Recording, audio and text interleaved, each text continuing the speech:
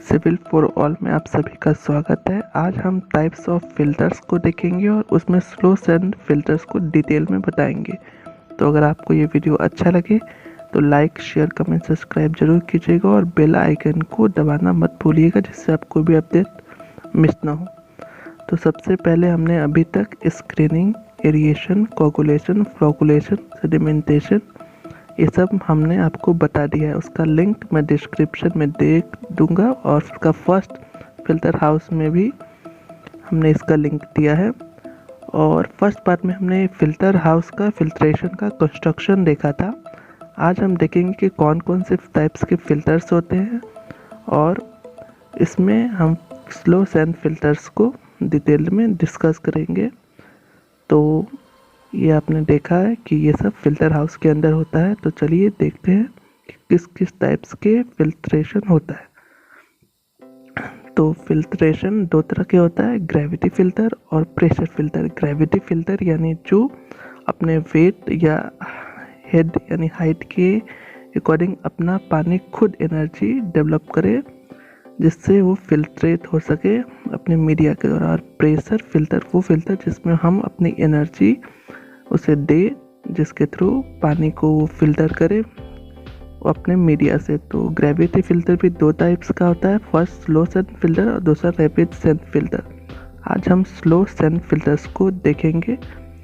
तो चलिए आज हम देखते हैं स्लो सेंड फिल्टर्स को। तो सबसे पहले इसका हम लॉन्गिट्यूडनल यानी लेंथ और हाइट का जो ड्राइंग है उसको देखते हैं।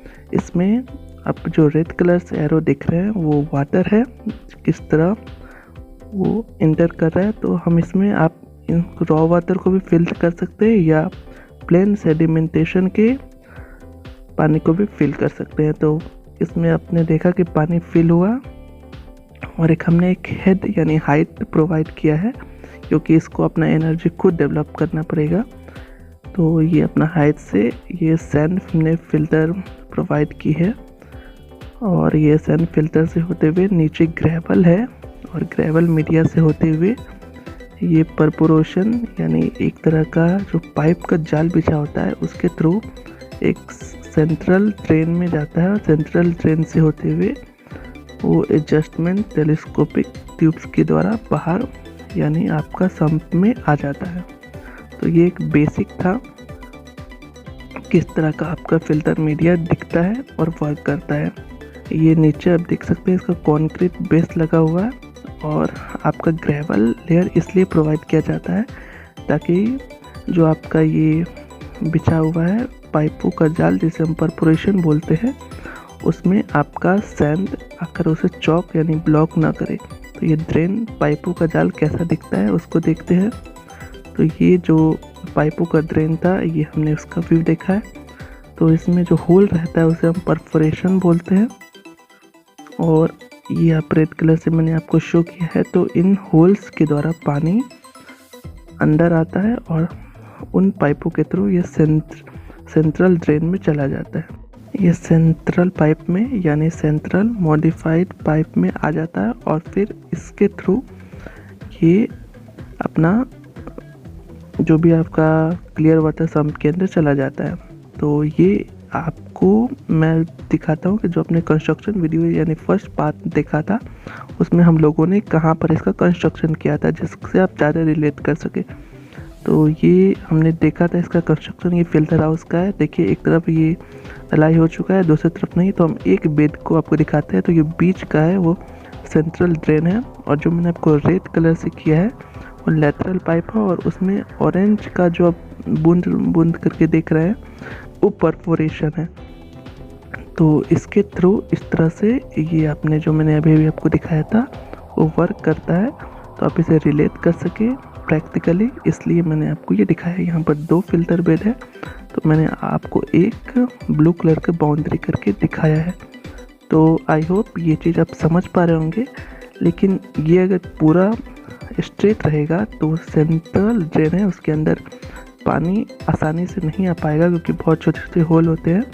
तो इसीलिए इसको हम लोग एक स्लोप में इसको मेंटेन करते हैं। वो आपको मैं इसका जो नेक्स्ट ड्राइंग है उसमें दिखाता हूँ आपको और वो क्लियर होगा, क्योंकि ये स्ट्रेट नहीं होता है। देख सकते हैं ये परफोरेट जो अब ड्रॉप है बने हुए होते हैं होल ग्रेवल के अंदर। यहाँ पर आप देखिए इसके थ्रू पानी इस लेटरल ड्रेन में जाता है और लेटरल ड्रेन से सेंट्रल पाइप में जाता है और ये एंगल पे बना होता है। ये एंगल थीटा होता है जो 1/100 का होता है। तो अब आप समझ पा रहे होंगे कि ये किस तरह का वर्क करता है ना। ये स्ट्रेट में नहीं होता, हल्का स्लोप में होता है। तो क्या हम लोग की भी ड्राइंग में ये हल्का स्लोप में है? तो मैं आपको दिखाता हूँ ये ड्राइंग को। ये देख सकते हैं, ये फिल्टर हाउस का आपको ड्राइंग में दिखा रहा हूँ।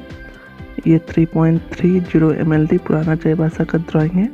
ये इसका ग्राउंड फ्लोर। इसमें आप सेक्शन डी देखिए, सेक्शन ए कट किया हुआ है। वो इसका फर्स्ट फ्लोर का ये प्लान था जिसे मैंने आपको दिखाया था जब हमने इसका कंस्ट्रक्शन का फर्स्ट पार्ट डाला था तब। तो ये देखिए सेक्शन डी और साथ साथ यहाँ पर सेक्शन बी भी है और सेक्शन सी। तो उसमें देखते हैं सेक्शन बी में नहीं स्लोप है। आप सेक्शन सी में मैं आपको दिखाता हूँ। यहाँ पर मैं आपको एक ऑरेंज कलर से एरो दिखाता हूँ जिसके थ्रू आप देख सकते हैं कि ये स्लोप को दिखाया गया है।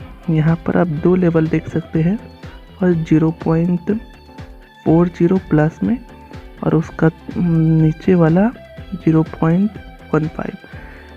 यानी अगर आप दोनों को mm में लिखेंगे तो 25 mm इसका जो एंगल आएगा। ये ड्राइंग में दिया हुआ रहता है। ये हमने कंस्ट्रक्शन देखा था फर्स्ट पार्ट में। अगर आपने नहीं देखा है तो उसे भी देखें। तो इस तरह देखिए आप विजुअलाइज कर सके किस तरह फिलिंग किया जाता है। इसके लिए मैंने दिखाया सबसे नीचे ग्रेवल और उसके ऊपर सैंड और सबसे छोटा सैंड का डिफरेंट लेयर, यानी सबसे जो महीन कण होता है उसको फिल किया जाता है। ये इसकी क्लीनिंग किस तरह की जाती है उसके लिए मैंने आपको दिखाया है।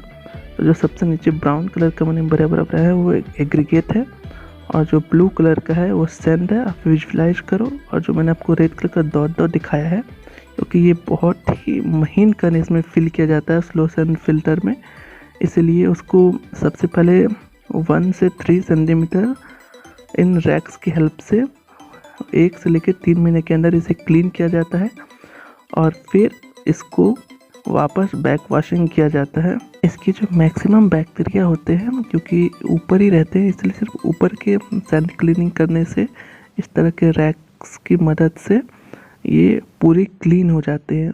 ये इस तरह के रैक्स आपने देखे होंगे रेलवे स्टेशन के पास भी, ये रेलवे लाइन में यूज किया जाता है और इसका डीप क्लीनिंग की ज़रूरत नहीं होती क्योंकि इसकी बहुत ही पार्टिकल का साइज स्मॉल होता है और वेल ग्रेडेड होता है। जो आपने थर्ड पॉइंट यहाँ पर आप देख सकते हैं उस पर भी मैंने मेंशन किया है। कुछ पॉइंट्स को हम देख लेते हैं।